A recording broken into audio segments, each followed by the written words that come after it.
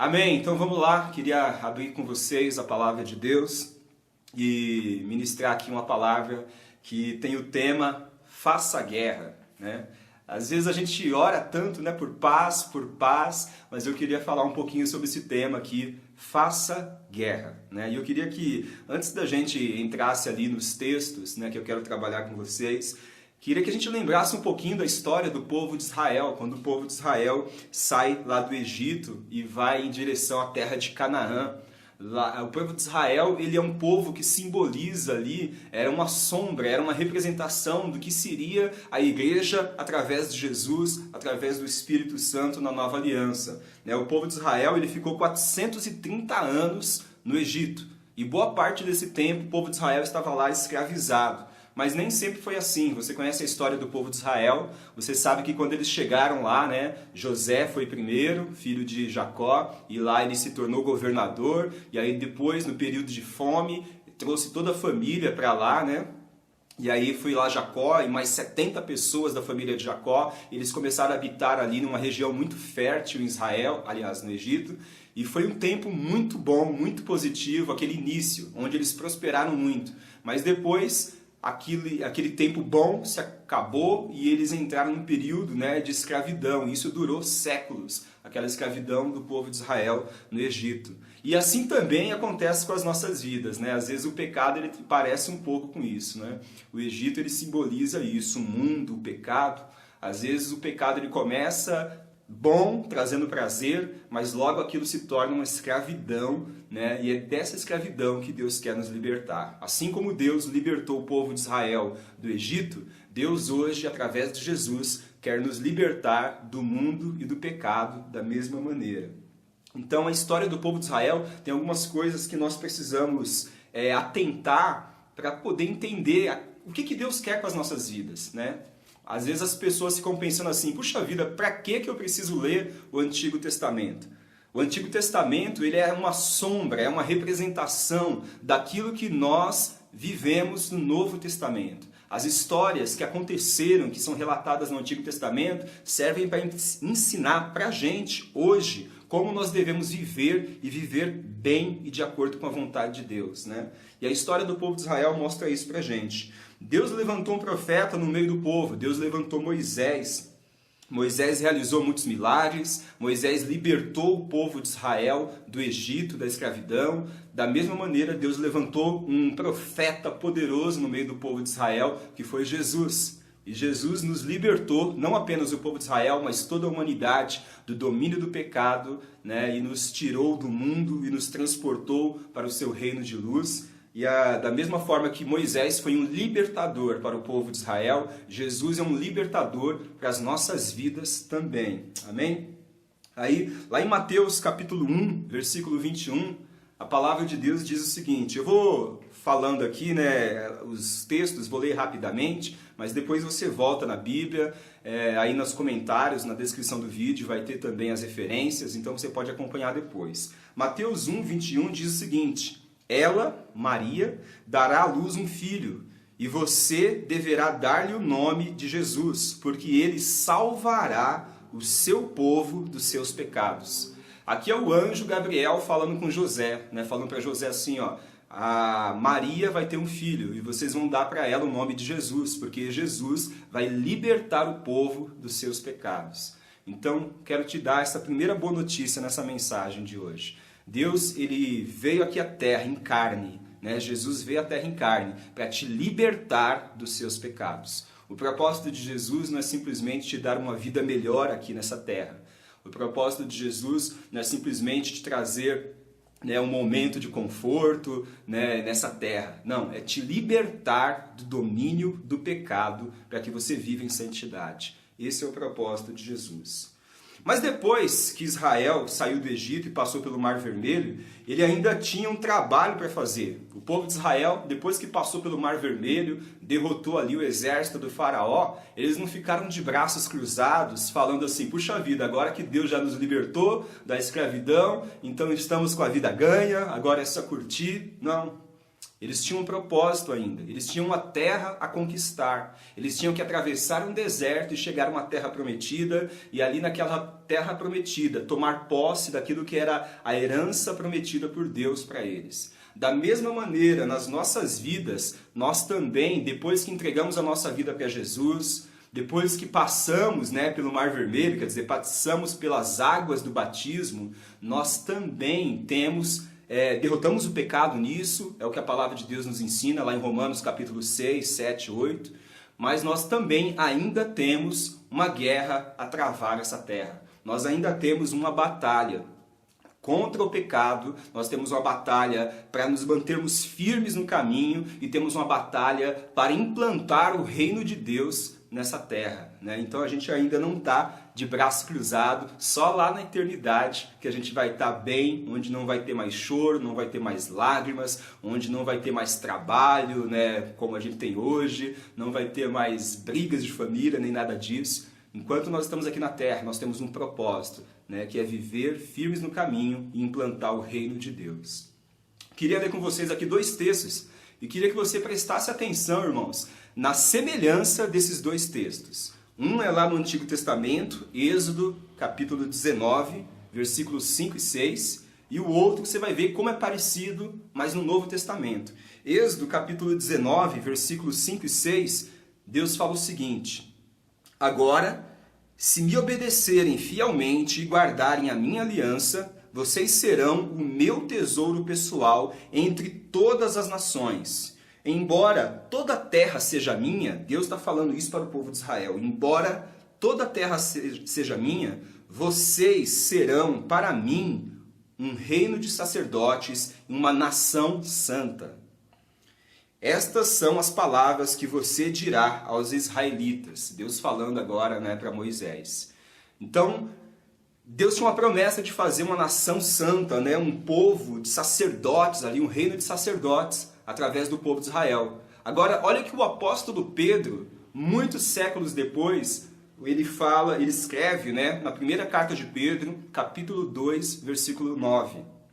Vocês, porém, são geração eleita, sacerdócio real, nação santa, povo exclusivo de Deus, para anunciar as grandezas daquele que os chamou das trevas para a sua maravilhosa luz.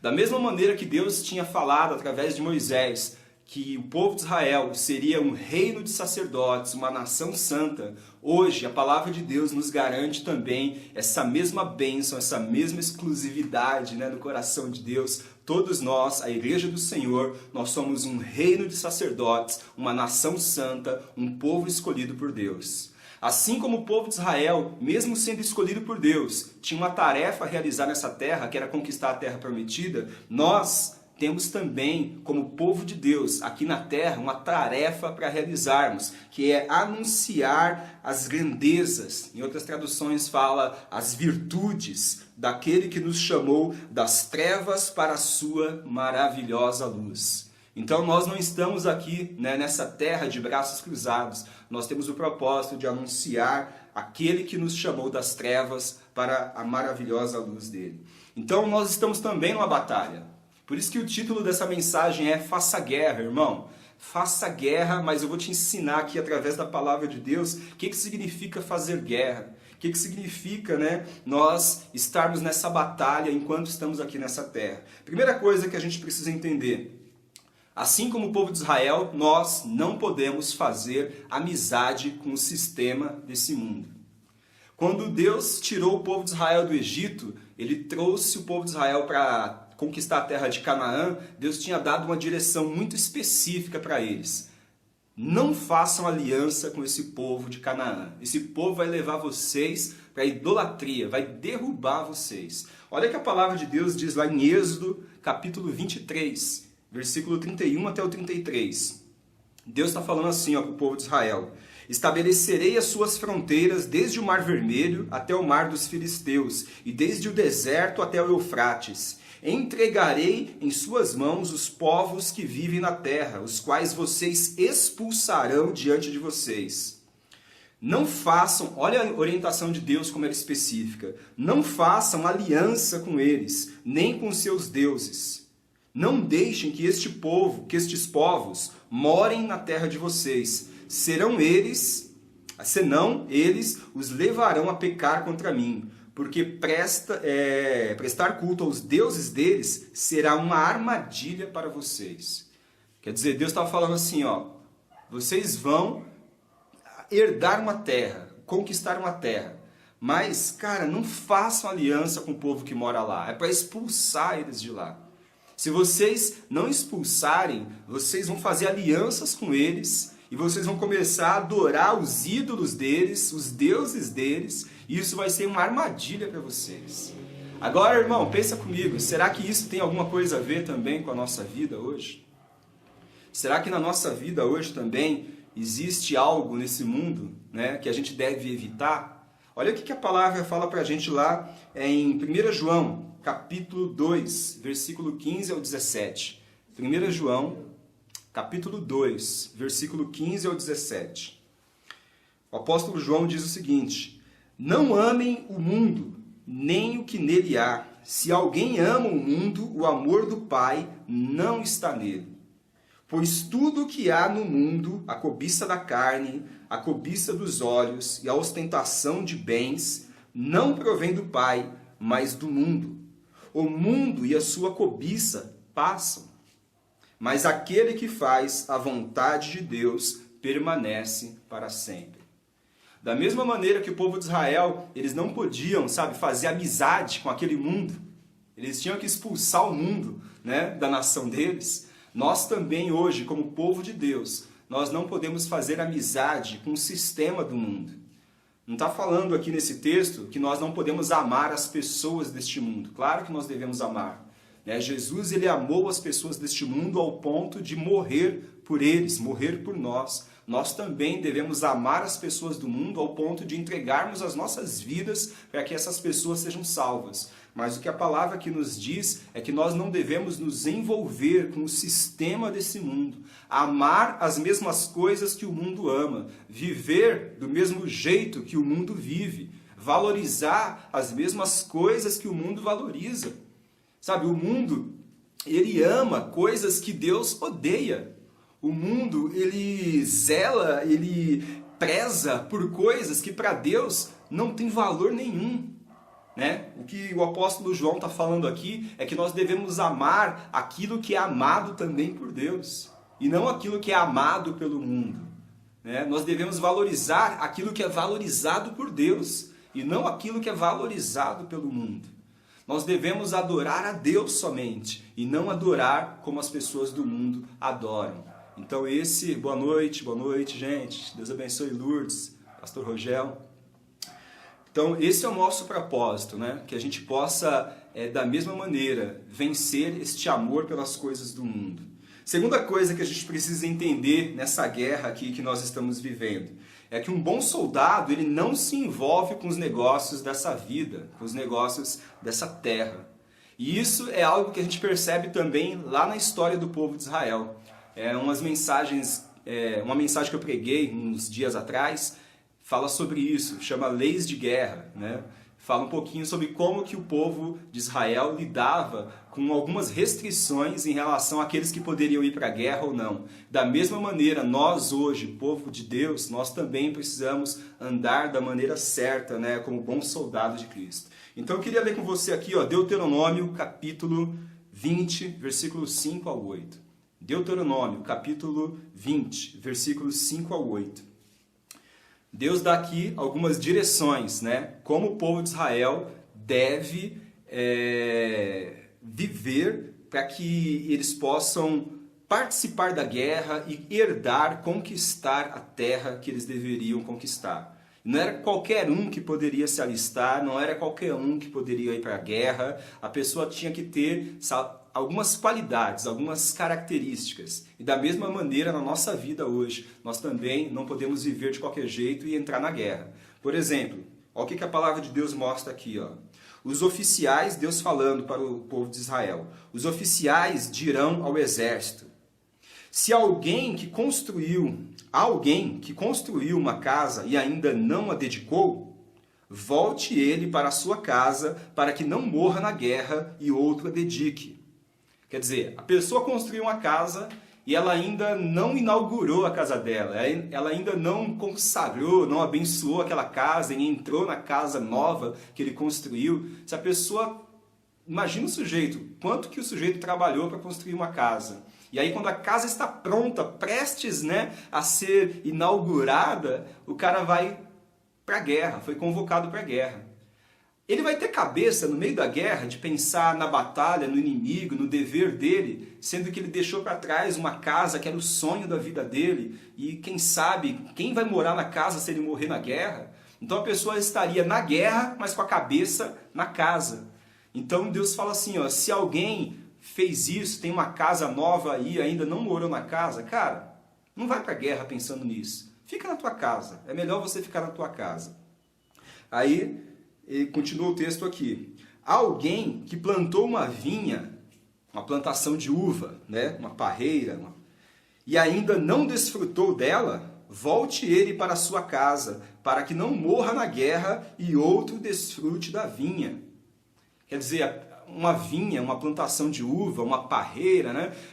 Um negócio. A pessoa, ela começou ali uma fazenda, começou um negócio. E de repente, quando ela estava ali prestes a desfrutar dos ganhos do negócio, né, prestes a desfrutar ali da empresa dela, ela é convocada para a guerra.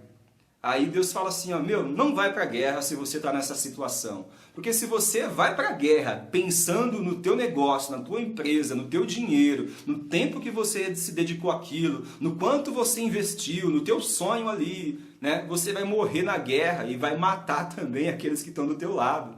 Porque o soldado ele tem que cuidar da vida dele, mas ele tem que também proteger aqueles que estão ao redor dele, né? Então não vai para a guerra pensando no teu dinheiro. Não vai para a guerra pensando nos teus negócios. Aí a palavra continua falando assim, ó. Há alguém comprometido para casar-se que ainda não recebeu sua mulher, volte ele para sua casa, para que não morra na guerra e outro se case com ela. Aí está falando sobre coração, sentimento, emoções. A pessoa, ela de repente poderia estar ali apaixonada, prestes a se casar com alguém, e ela só tem olhos, só tem ouvidos, só tem mente, só tem cabeça para pensar naquela pessoa que ela ama, e aí ela vai para o meio da guerra, né? O cara está lá no meio da guerra, flecha voando para tudo quanto é lado, e aí pensando no amor da vida dele, que está lá sozinho em casa agora, ele vai morrer na guerra e vai deixar a mulher viúva, né, antes de ter se casado com ela. Então não vai para a guerra, é melhor você ficar. Isso também tem a ver com a gente, né? Irmão, você está numa guerra, você está numa batalha espiritual, né? Você tem que ter, sabe, as tuas emoções sob controle. Você tem que ter o teu coração sujeito à vontade de Deus. Não dá para você abandonar Jesus por causa de sentimentos em relação a pessoas. Não dá para você, sabe, quantas vezes, eu já tenho 25 anos de evangelho, quantas e quantas vezes nós já vimos pessoas que vêm para a igreja, principalmente jovens, começam a namorar, começam, sabe, a se relacionar com alguém e de repente aquele relacionamento que era para ser uma bênção acaba virando um problema. Porque aquela pessoa, aquele amor novo se torna mais importante do que Deus. A pessoa está numa guerra, mas pensando na pessoa. A pessoa está numa guerra, né, mas esquece-se de Deus e foca no sentimento por alguém. E aí no final das contas aquele namoro se acaba e geralmente o que acontece é que um dos dois se desvia ou às vezes até os dois se desviam da fé porque o coração não estava em Deus, estava no meio de uma guerra, mas com o coração voltado para pessoas, né?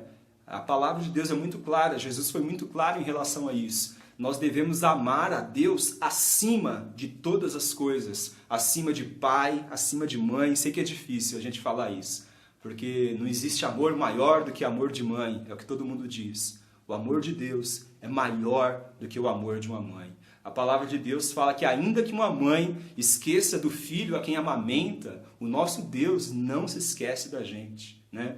Então, a gente precisa amar Deus acima do amor que nós temos por uma mãe, por um pai, pela esposa, pelo esposo, pela namorada. Porque se a gente colocar o amor por pessoas acima do amor que nós temos a Deus, a gente não vai ter nem a condição espiritual de manter um relacionamento saudável com essa pessoa e nem a condição espiritual de manter um relacionamento saudável com Deus. A gente perde as duas coisas. Mas se você colocar Deus em primeiro lugar, né, você vai ter um relacionamento saudável com Deus e Deus vai te capacitar também a ter um relacionamento saudável com as pessoas. Amém? Então, aquele que tinha, sabe, um noivado, um compromisso de noivado, não poderia ir para a guerra. Aí a palavra de Deus continua falando aqui, ó, nos últimos versículos aí. Por fim, os oficiais acrescentarão: alguém está com medo e não tem coragem? Volte ele para a sua casa, para que os seus irmãos israelitas também não fiquem desanimados. Quer dizer, a pessoa está numa batalha, mas está morrendo de medo. Tem uma frase que eu aprendi com um homem de Deus, né, que tem me inspirado muito nos últimos anos. Ele fala assim, ó, não dê o seu medo aos outros. Não dê o seu medo aos outros. Às vezes você vai, por exemplo, orar por alguém. Você vai fazer uma visita para orar por alguém que está doente. Daí você chega lá, né, imaginando que vai chegar lá, a pessoa está com uma dor nas costas, uma dor de cabeça. Aí de repente você se depara com alguém que está numa cadeira de rodas. Aí está você e seu irmão lá do lado, foram orar por essa pessoa. O que você faz? Né? Você fala assim para o irmão, misericórdia, se eu soubesse que era isso, eu nem vinha. Como é que a gente vai orar por alguém que está nessa condição? Sangue de Jesus tem poder. Eu não sou Jesus para tirar alguém de uma cadeira de roda. Vai que a gente ora e não dá certo. Vai que a gente ora e a pessoa não sente nada. Vai que a gente ora e passa aqui mó vergonha, mó carão. Né? E aí a pessoa está dando medo dela para outra pessoa. É o soldado que foi para a guerra cheio de medo, sem coragem. Ele não vai viver o milagre, ele não vai ter a vitória e ainda vai colocar medo na vida do seu irmão. Que nós não sejamos assim, amém? Então, se você quer ir para a batalha, você já está na batalha, né? Não é nem questão de querer ou não. Não dê o seu medo aos outros. Que você possa ser alguém usado por Deus, ousado, corajoso, e que você possa inspirar na vida dos outros também coragem, ousadia, fé. Não dê o seu medo aos outros, dê coragem, dê motivação, né? Dê palavras de ânimo. Faz a pessoa se lembrar das promessas de Deus, da palavra de Deus, para que nós possamos ser cada vez mais ousados, cada vez mais usados por Deus também. Então, o bom soldado, resumo dessa parte aqui, o bom soldado ele não se envolve, né, com os negócios desta vida. Mas daqui é só do Antigo Testamento? Não, vamos ver lá, no Novo Testamento. 2 Timóteo, capítulo 2, versículos 3 e 4. 2 Timóteo 2, 3 e 4. Né? Ficou bem fácil essa referência. A palavra de Deus diz o seguinte, ó, o apóstolo Paulo falando para Timóteo: suporte comigo os meus sofrimentos, como bom soldado de Cristo Jesus.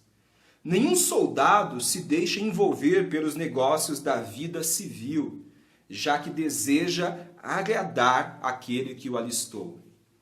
O apóstolo Paulo aqui fala coisas importantes para Timóteo. Primeiro ele fala o seguinte, ó, você é um soldado, você vai sofrer, né? Quem já esteve no serviço militar sabe o quanto é duro o serviço militar, quanto é pesada a disciplina, né? Então vai sofrer de qualquer jeito, então suporta, você é soldado, você está na batalha, suporta o sofrimento, amém? Outra coisa que Paulo fala aqui, ó, nenhum soldado se deve deixar envolver pelos negócios da vida civil. O soldado ele tem outras preocupações que são diferentes das preocupações que o cidadão comum tem. O soldado ele não pode estar lá no meio de uma guerra, no meio de uma batalha, trocando tiro com o inimigo, pensando no que ele vai comer na janta, pensando se ele vai conseguir acabar aquela série do Netflix, né, que ele começou. O soldado não está lá no meio da guerra pensando qual modelo de celular novo ele vai comprar, senão ele morre, senão ele deixa o amigo dele que está do lado, dependendo dele, morrer também.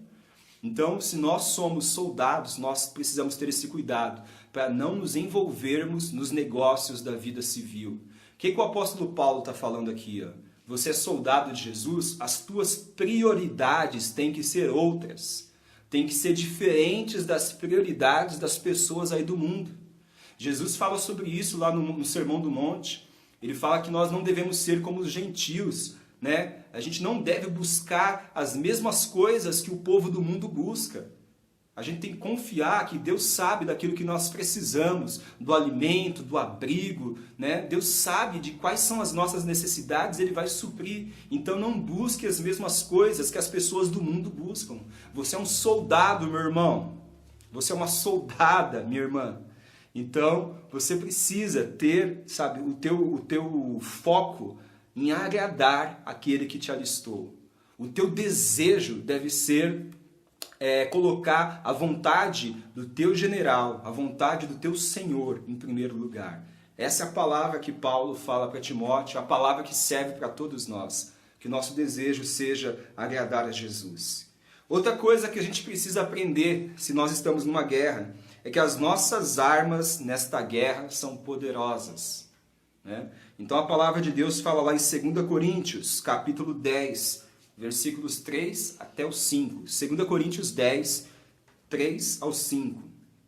Pois, embora vivamos como homens, não lutamos segundo os padrões humanos. Você vê aqui Paulo novamente fazendo a diferença, né, entre o cidadão comum e o soldado no reino de Deus. Paulo fazendo a diferença entre aquele que faz parte do reino de Deus e aquele que não faz parte. Então Paulo fala assim, pois embora vivamos como homens, não lutamos segundo os padrões humanos.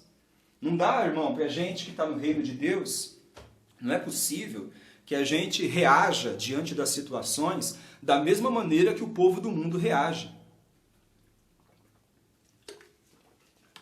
A pessoa do mundo passa por uma luta, entra em desespero. Aí o crente passa por uma luta e entra em desespero da mesma maneira, né? A pessoa do mundo passa ali por um momento que recebe uma notícia negativa. E aquilo gera, sabe, nela um turbilhão de emoções e a pessoa já começa a falar antes de pensar, já começa a recorrer aos seus próprios... aquilo que ela tem em mãos, né, as suas ferramentas, as suas estratégias, as suas armas, e o crente reage da mesma maneira, né? Puxa vida, aconteceu tal coisa, negócio ruim, então você não vai reagir da mesma maneira que o povo do mundo reage. Nós temos armas que são diferentes das armas do povo do mundo.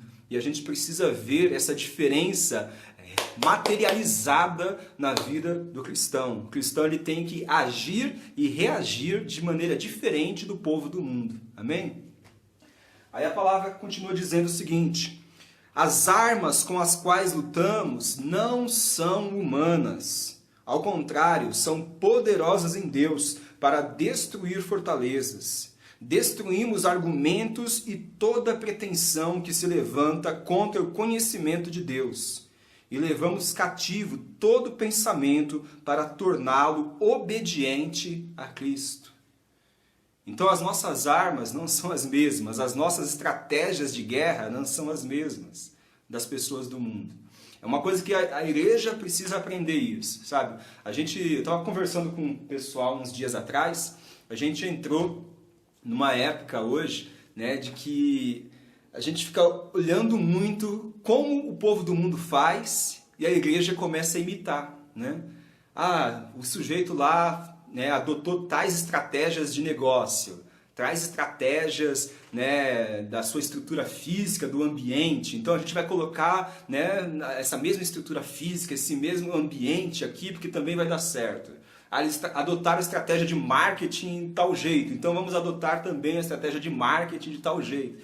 E a gente começa, às vezes, a lutar uma guerra espiritual com as mesmas armas que o povo do mundo está lutando. As nossas armas não são as mesmas. As nossas armas são espirituais. O que são armas espirituais? O que são armas de guerra que nós temos? É oração, é jejum, sabe? É pregação do Evangelho, é cura, é imposição de mãos, é direção do Espírito Santo. São essas as armas, são essas as estratégias que nós precisamos colocar, né, em ação. Eu lembro de uma vez, estava ouvindo um pastor falando sobre uma rede de igrejas domésticas que funcionava na Índia. E aquela rede de igrejas domésticas começou a se multiplicar, mas de tal maneira que em cerca de 10 anos, aqueles irmãos, aquela rede de discípulos que se reuniam em casas, eles chegaram a ganhar, a batizar 5 milhões de pessoas na Índia. 5 milhões de pessoas na Índia. E eles se reuniam nas casas, eles não tinham um prédio físico, eles não tinham dinheiro para nada, eles não tinham uma equipe famosa, até porque as igrejas deles eram clandestinas, eram escondidas do governo, então não tinha cartaz, não tinha nada, sabe? Não tinha marketing, não tinha Facebook, não tinha nada disso. E aí, em certo momento, aquela notícia chegou nos Estados Unidos, de que havia uma rede de igreja que estava crescendo na Índia. Alguns irmãos dos Estados Unidos viajaram para a Índia e resolveram ajudar aqueles irmãos. Investiram milhões e milhões de dólares naquela rede de igrejas. Construíram um salão enorme para eles, um templo enorme, começaram a pagar funcionários, começaram a administrar ali, a controlar. E em 10 anos, nos outros 10 anos, aqueles irmãos, eles deixaram de ganhar, sabe, 70%, 80% das pessoas que eles vinham ganhando. Ao invés da obra de Deus avançar, ela retrocedeu. Eles continuaram crescendo, mas bem menos do que cresciam antes, né? Por quê? Porque agora estavam confiando nos recursos que eles tinham. Estavam confiando na estratégia que eles tinham. E não mais no Deus que abençoa a vida deles. O Deus que realiza milagres. Sabe, a gente precisa aprender a confiar nas estratégias de Deus e não nas nossas. Amém? Então as armas da nossa guerra, elas são poderosas, elas não são humanas, elas são espirituais. E elas vão agir na mente das pessoas. Elas vão transformar o entendimento, trazer revelação do Evangelho. Às vezes você pode pensar assim, puxa vida, eu estava conversando com uns irmãos, né, uns dias atrás, falando sobre evangelismo, né, que hoje está muito na moda evangelismo criativo. Então você tem que ir para a rua e aí você faz um cartaz, e você faz um teatro na rua, e você faz um negócio com balões, né, um negócio com um show de mágica, um negócio com atividades circenses e tal, e no meio daquilo você põe Jesus te ama. E essa é a estratégia de evangelismo que muita gente tem adotado. Está errado? Não está errado, irmão. Está certo, está falando de Jesus. Eles estão ali dedicados a fazer isso, né? De coração, estão fazendo com sinceridade. Mas sabe qual que é a estratégia bíblica para o evangelismo? É pregar o evangelho. É você falar para as pessoas que toda a humanidade vive em pecado. O pecado nos afasta de Deus. Jesus veio à Terra, morreu para que nós fôssemos libertos do pecado. E nós precisamos crer em Jesus, ser batizados, nos arrependermos dos pecados, sermos cheios do Espírito Santo. E aí a gente vai poder fazer as mesmas obras de Jesus e vamos assim morar nos céus, né? Não adianta a gente florear algo que Deus já deu a estratégia. Às vezes a gente acha que nós temos uma estratégia mais esperta do que a estratégia que Deus deu, né? Se você olhar para a vida dos apóstolos, dos primeiros discípulos, o que eles faziam era exatamente isso. Eles iam para o meio das pessoas, procuravam ali uma oportunidade, né? Orou por alguém, a pessoa foi curada, eles vão lá e falam, então, sabe quem curou a pessoa? Foi Jesus. Jesus, o Filho de Deus, que veio à Terra e tal, e começa a pregar o Evangelho.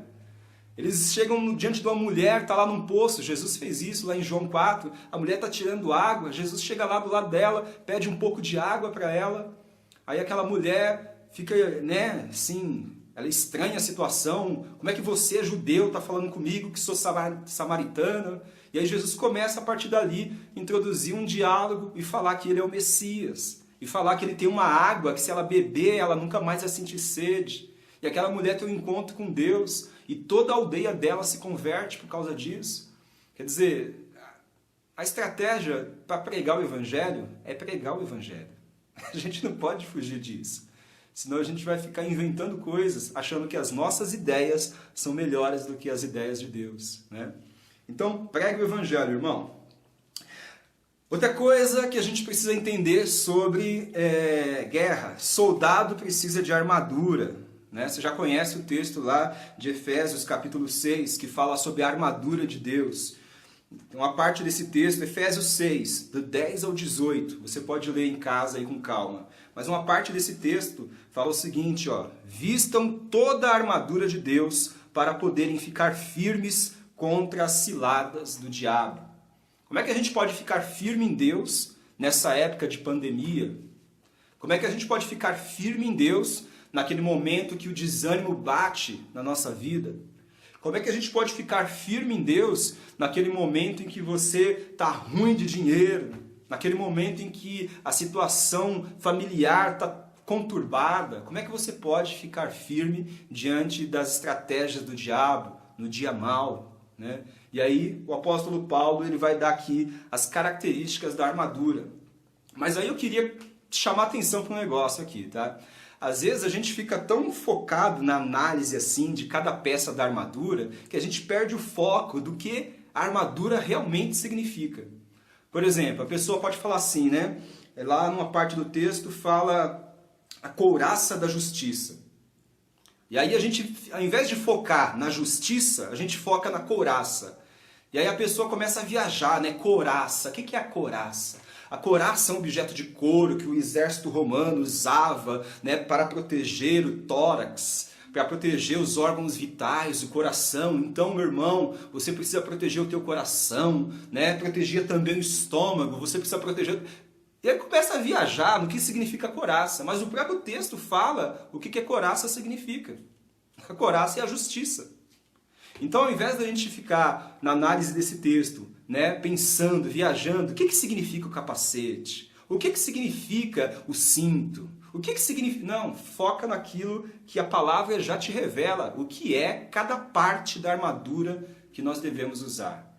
As partes da armadura que nós devemos usar são o quê? Verdade. Quer ficar firme em Deus? Viva na verdade. Fale a verdade. Seja, sabe, um instrumento da verdade, né? Não tenta fugir da verdade. A verdade é Jesus. Jesus disse, eu sou o caminho, a verdade e a vida. Então mantenha a tua vida, sabe, focada na verdade. Tira a mentira da vida. Tira o engano da tua vida. Seja sincero. Seja um livro aberto. Seja uma pessoa transparente. Seja uma pessoa que na igreja, em casa ou no trabalho, você é a mesma pessoa. Aí você vai conseguir viver na verdade. Mas se você na igreja é uma pessoa, em casa você é outra, no trabalho você é outra, você vive uma vida tripla, né? Nem uma vida dupla, uma vida tripla. Em algum momento vai dar ruim. Porque alguém do teu trabalho vai conversar com alguém da tua igreja ou da tua família e vai perguntar, puxa, mas como é que o fulano é lá, né? E aí a coisa vai desandar. Mas se você é verdadeiro, se você é íntegro, é sincero, é transparente, se você é o mesmo, se você não tem variação, né, de um lugar para o outro, você está fortalecido em Deus. Outra coisa aqui que fala da armadura, a justiça tem que fazer parte da nossa armadura espiritual. A justiça é fazer o que é certo. Isso é justiça.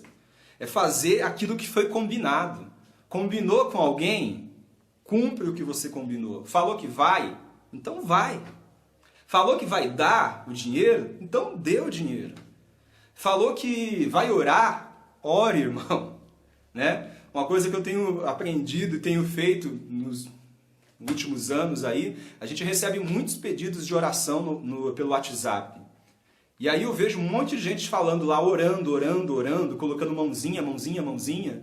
E quantos desses que falam que estão orando, colocam a mãozinha, de fato estão orando? Então a coisa que eu tenho feito, e te aconselho que você faça isso também, antes de colocar lá que está orando, ore. Antes de colocar lá mãozinha, mãozinha, ore. Né? Para que haja verdade e para que haja justiça nas nossas vidas. Para que a gente não fale uma coisa e deixe de cumprir aquilo que falou. Então, toda vez que eu colocar lá no grupo do WhatsApp que estou orando, pode ter certeza, eu já orei por aquilo que eu estou falando. Né? E assim a gente vai cumprir a justiça de Deus. Então, seja uma pessoa correta, seja uma pessoa justa, seja uma pessoa comprometida com a tua palavra, com aquilo que você fala. Outra parte que fala aqui da armadura é a prontidão do evangelho da paz. Você tem que estar pronto, tem que estar preparado para pregar o evangelho. Não adianta você apenas ser uma pessoa correta, verdadeira, justa, mas se você não abrir a tua boca para falar do evangelho, se você não tiver disposição, e é legal assim que o apóstolo Paulo coloca, né, tendo os pés calçados com a prontidão do evangelho da paz. Quer dizer, o pé calçado por quê? Porque a pregação do evangelho é algo que a gente faz indo e não esperando que as pessoas venham até nós. É algo que a gente faz na caminhada, por isso que Jesus falou, portanto, ide. Né? O evangelho tem que ser levado. Em momento algum você vê no ministério de Jesus que Jesus falou assim, vamos ficar aqui nesse monte mesmo, quem quiser ouvir a palavra, vem até aqui o monte e a gente prega para todo mundo aqui. Pelo contrário, você vê em vários textos na Bíblia que Jesus ele ia de aldeia em aldeia, de cidade em cidade, ele percorreu toda a nação de Israel, até, percorreu tudo que tinha para percorrer do povo de Israel para pregar o evangelho. Da mesma maneira, nós temos que estar prontos, temos que ter prontidão para levar o evangelho. Se você não está pronto para pregar o evangelho, então você está desarmado também espiritualmente.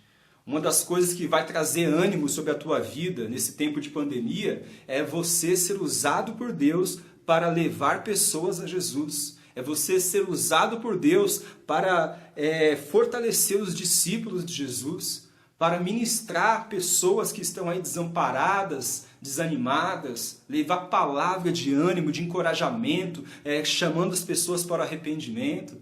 Quando você fizer isso, Deus vai te fortalecer nesses dias maus. Então, pregue o evangelho, faz parte da armadura. Faz parte da armadura aqui, o escudo da fé, né? Você tem que fazer tudo isso pela fé, tem que fazer tudo isso com a certeza de que a pessoa não vai se converter se você usar as palavras mágicas certas. Não, a pessoa vai se converter se você pregar o evangelho. O evangelho pregado é a matéria-prima para o Espírito Santo trabalhar nos corações e converter as almas. A palavra de Deus diz como eles vão se converter se não há quem pregue, né? A gente precisa levar o evangelho dentro dos corações. Vai ser um instrumento nas mãos do Espírito Santo para convencer as pessoas do pecado, da justiça e do juízo. Então a gente tem que agir pela fé, sabe? Então eu vou pregar o evangelho, a pessoa não está nem me ouvindo. Tudo bem, eu prego pela fé. A pessoa, ela é ruim. Ela não quer saber de Deus. Tudo bem, um dia eu também fui assim, eu prego pela fé. A pessoa ela é muito boa, se acha a última bolacha do pacote, ela é muito orgulhosa, a pessoa é muito soberba, essa pessoa nunca vai querer saber de Deus. É o que a gente pensa, mas Deus é que conhece os corações. Eu prego para ela pela fé. E eu sei que Deus, uma hora ou outra, pode fazer uma obra no coração dessa pessoa. Então, tudo na nossa vida deve ser por amor e por fé. O apóstolo Paulo fala assim em uma das cartas dele, aquilo que não é feito pela fé é pecado, né? Então se a gente não fizer as coisas por fé, a gente não vai ver nada acontecendo no reino de Deus. Uma das coisas que a gente aprendeu nessa época de coronavírus, por exemplo, eu pelo menos aprendi, foi como que a distância não é um problema para Deus operar a cura, né? Nesses 2 meses, está fazendo hoje 2 meses. Acho que o último dia que eu trabalhei, se não me engano, foi dia 20 de março. Desde então, estou em casa esses 2 meses. E nesses 2 meses, a gente já viu aí uma meia dúzia de pessoas sendo curadas por oração na live do Facebook, oração pelo WhatsApp, sabe? Oração à distância, sem tocar na pessoa, sem impor as mãos. A gente impõe a mão no celular. E aí, de uma maneira que a gente não sabe como, que a gente não sabe explicar, Deus visita a vida das pessoas, Deus cura pessoas, Deus traz saúde sobre a vida das pessoas. Então, Deus não é limitado pela distância, né? Mas isso é algo que a gente conquista pela fé. Então, a fé tem que fazer parte da tua armadura de guerra. Outra parte da armadura de guerra aqui, salvação, né? Saiba quem você é em Jesus, que você já foi comprado pelo sangue de Jesus, que você já venceu o pecado, que o teu nome já está escrito no livro da vida. Se você não tiver certeza dessas coisas, você está desprotegido na guerra, porque o diabo vai tentar colocar dúvida no teu coração. Ah, o que adianta o diabo falando no ouvido da pessoa? O que adianta você estar aí, né, pregando o evangelho, curando os enfermos, mas você nem sabe se você vai ser salvo? Olha o pecado que você comete, olha o teu passado, né? E o diabo vai querer trazer dúvida na tua identidade, na tua salvação. Então, ter certeza da salvação é uma armadura de guerra, para que você não se distraia com os dardos do diabo, para que você não dê ouvido ao engano do inimigo. Outra parte da armadura aqui, palavra de Deus, que é a espada do Espírito. Como é que você tem acesso, né, a todo esse conhecimento que a gente está ministrando hoje aqui? Através da palavra de Deus. Se você não tem essa parte da armadura, se você não tem essa arma nas tuas mãos, fica difícil. Jesus disse que o Espírito Santo nos lembraria de toda a palavra que ele havia nos ensinado. Como é que o Espírito Santo vai nos lembrar de algo que a gente não sabe? Você quer que o Espírito Santo te revele a Bíblia toda, querido? Você tem que conhecer a Bíblia para que o Espírito Santo, no momento necessário, ele vai te trazer à memória aquilo que Jesus te ensinou. E isso vai ser a direção para o teu caminhar, para as tuas decisões. Mas para você ser lembrado, você precisa conhecer primeiro. Então a espada do Espírito, a palavra de Deus, é uma arma que não pode faltar nas nossas vidas. Amém? Outra coisa que fala aí no último versículo: orem no Espírito em todas as ocasiões, com toda oração e súplica. Né? Então, a gente às vezes foca tanto na armadura do soldado. A armadura é fundamental, mas se não tiver alguém dentro daquela armadura, a armadura não serve para nada. Né? Então você pode ter todas essas características aqui, mas se você não tiver uma vida de oração dentro de tudo isso, também não vai valer de muita coisa.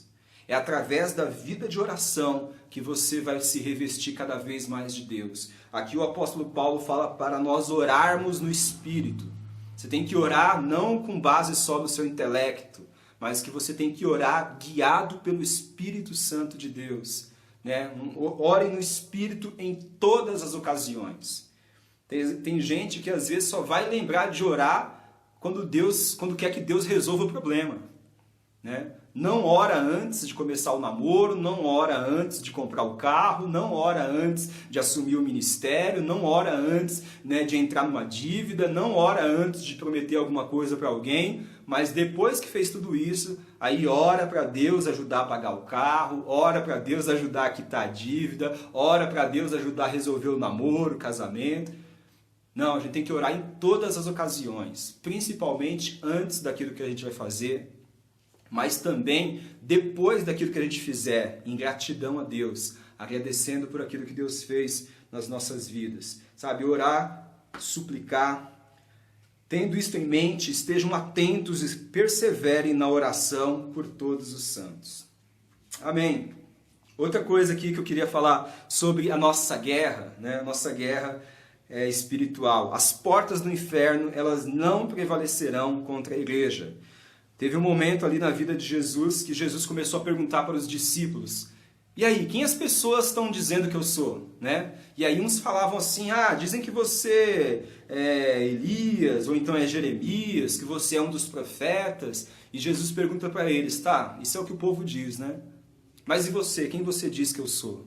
Perguntou para os apóstolos. Aí o Pedrão, ele se levanta, porta-voz dos apóstolos, né? Pedrão, ele toma a dianteira e fala para Jesus: tu és o Cristo, o Filho do Deus vivo. E aí Jesus fala o seguinte, está lá em Mateus capítulo 16, do 13 ao 18. Respondeu Jesus: feliz é você, Simão, filho de Jonas, porque isto não foi revelado a você por carne ou sangue, mas por meu Pai que está nos céus. E eu digo que você é Pedro, e sobre esta pedra edificarei a minha igreja, e as portas do inferno não poderão prevalecer contra ela. Amém? O que a gente entende aqui nessa parte? Né? Jesus, ele faz ali um trocadilho com o nome de Pedro. Pedro, que significa pedra. Né? e fala assim, ó, você é Pedro, você é uma pedra, e sobre esta pedra eu edificarei a minha igreja. Alguns entendem que a pedra sobre a qual a igreja é edificada é o Pedro, porque Pedro se tornou ali o principal apóstolo de Jesus na igreja primitiva. Mas não é isso que Jesus está falando. A pedra sobre a qual a igreja é edificada é essa revelação que Pedro teve, que Jesus é o Filho de Deus. Né? Essa é a pedra fundamental, esse é o alicerce da igreja. É sobre essa verdade firme de que Jesus é o Filho de Deus que toda a igreja está edificada. E aí Jesus traz uma promessa tremenda aqui para as nossas vidas, né? Fala que as portas do inferno não poderão prevalecer contra a igreja. E aí eu queria que você entendesse esse negócio aqui, né? Porque às vezes as pessoas imaginam assim, que a igreja está numa posição defensiva e o diabo está vindo para cima da igreja para socar a igreja. E a igreja está lá, né, se defendendo, acanhada, com medo, e a gente está se garantindo que não, o diabo, o inferno não vai vencer a gente vai conseguir se defender. Mas não é isso que Jesus está falando. Jesus está falando que as portas do inferno, os portões do inferno, eles vão ser golpeados pela igreja, e os portões do inferno não vão resistir diante da igreja. É o contrário. A igreja está avançando contra os portões do inferno. E são os portões do inferno que estão lá trancados. Né? São os demônios que estão lá com medo. E os demônios, eles vão cair. E os portões do inferno vão cair diante do ímpeto da igreja que está vindo para implantar o reino de Deus. Amém? Essa é a diferença que a gente precisa ter no entendimento dessa passagem aqui. Então o inferno não vai prevalecer contra nós nessa guerra, tenha certeza disso. Então se tiver que orar pelo macumbeiro, irmão, vai e ora, né? Se consagra, busca a Deus, mas ora, impõe as mãos. Se tiver que orar pela doença, seja ela mais grave que for, não tenha medo, as portas do inferno não vão prevalecer. Vai e ora, seja ousado. Se tiver que falar de Jesus para o cara mais ateu do mundo, não tenha medo. Vai e prega o evangelho com toda a ousadia, com toda a autoridade. As portas do inferno não prevalecerão contra você. Não é para a igreja ficar na posição defensiva. A igreja tem que estar numa posição de ataque. Ir contra as portas do inferno. Amém? E última coisa que eu queria que a gente entendesse aqui sobre a nossa guerra espiritual. Faça guerra contra você mesmo, contra a vontade da carne. O principal alvo da nossa batalha espiritual não é o mundo, não é o diabo, é a nossa própria carne. Esse tem que ser o nosso principal inimigo a ser vencido. Porque você não vai conseguir vencer o diabo, você não vai conseguir vencer o mundo se você antes não vencer a tua carne. A tua carne é o teu maior inimigo. É a tua carne que te afasta das coisas de Deus. Né? A palavra de Deus nos diz lá em Mateus, capítulo 18, versículos 8 e 9. Mateus 18, versículos 8 e 9. Segura comigo mais um pouquinho aí que eu já vou encerrar, tá bom? Mateus 18, versículo 8 e 9 diz o seguinte: Se a sua mão, o seu pé, o fizer tropeçar, corte-o e jogue-o fora. É melhor entrar na vida mutilado ou aleijado do que, tendo as duas mãos ou os dois pés, ser lançado no fogo eterno. Se o seu olho o fizer tropeçar, arranque-o e jogue-o fora. É melhor entrar na vida com um só olho do que, tendo os dois olhos, ser lançado no fogo do inferno. Quer dizer, Jesus não está aqui, né, falando para nós que nós devemos nos mutilar, que nós devemos realmente, literalmente, arrancar o olho, né, ou a mão, ou o pé. Não é sobre isso que Jesus está falando. Mas ele está falando, ó, luta contra você mesmo e corta da sua vida aquilo que te faz pecar. Se o que te faz pecar é a Netflix, arranca a Netflix da tua vida. Se o que te faz pecar é o celular, arranca o celular da tua vida. Se o que te faz pecar é o namoro, arranca o namoro da sua vida. Se o que te faz pecar, sei lá o que é, irmão. Você conhece as suas lutas. Mas seja lá o que for, doa o que doer. Imagina alguma coisa mais dolorosa do que você mesmo arrancar o seu próprio olho. Você enfiar a mão, para coçar o olho com o dedo, já dói. Imagina você enfiar a mão e arrancar o teu próprio globo ocular. Dói. Da mesma maneira, seja lá o preço que você precisa pagar, pague o preço para que você possa se manter firme na presença de Deus, para que você não venha pecar. Amém? Porque é melhor você sofrer isso e ser salvo do que você se poupar do sofrimento e sofrer na eternidade. Você não vai se poupar, você vai deixar só para pagar a conta depois e vai ser muito mais caro. A palavra fala assim para a gente em 1 Coríntios, capítulo 9, versículo 26 e 27.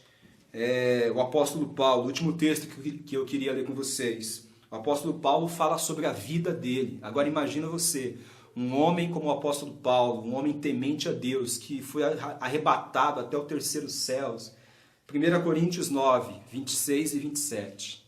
Paulo fala o seguinte: sendo assim, não corro como quem corre sem alvo, e não luto como quem esmurra o ar, mas esmurro, olha a expressão do apóstolo Paulo, mas esmurro o meu corpo e faço dele meu escravo, para que depois de ter pregado aos outros, eu mesmo não venha a ser reprovado. Paulo fala que aquele que ele deve esmurrar, aquele que ele deve, ir contra, vencer, é o próprio Paulo. Sabe quem é o maior inimigo do Fábio? O próprio Fábio. O teu maior inimigo é você mesmo, é a tua carne, é a tua vontade de pecar. E é contra ela que você tem que se levantar. É essa carne que nós temos que colocar sujeita à vontade do Espírito, escravizada à vontade do Espírito. E quando nós fizermos isso, nós vamos vencer a principal das batalhas, que é contra nós mesmos. Aí o resto, irmão, o resto é fichinha. O resto é consequência de uma vida com Deus. Quando você se enche do Espírito Santo, você é capacitado pelo Espírito para vencer a carne. Tendo vencido a carne, andado em Espírito, a pregação do Evangelho é algo que vai acontecer naturalmente. Porque você não vai se envergonhar mais do Evangelho, porque você conhece o poder dele. A oração por cura é algo que vai acontecer naturalmente. Porque você tem a certeza, de quem habita em você, porque você vai andar em comunhão com o Espírito Santo, você sabe o quanto ele é poderoso para curar os enfermos. Ter tempo de oração, ter tempo de leitura da palavra, tudo isso vai ser algo que você vai desejar, que não vai ser mais um peso na tua vida. Porque você venceu a carne, então o teu espírito está forte, alimentado. Então que você possa, guerrear, faça guerra. Faça guerra contra tudo aquilo que se levanta contra o seu relacionamento com Deus. Principalmente, faça guerra contra a tua própria carne. Amém? Que Deus te abençoe em nome de Jesus.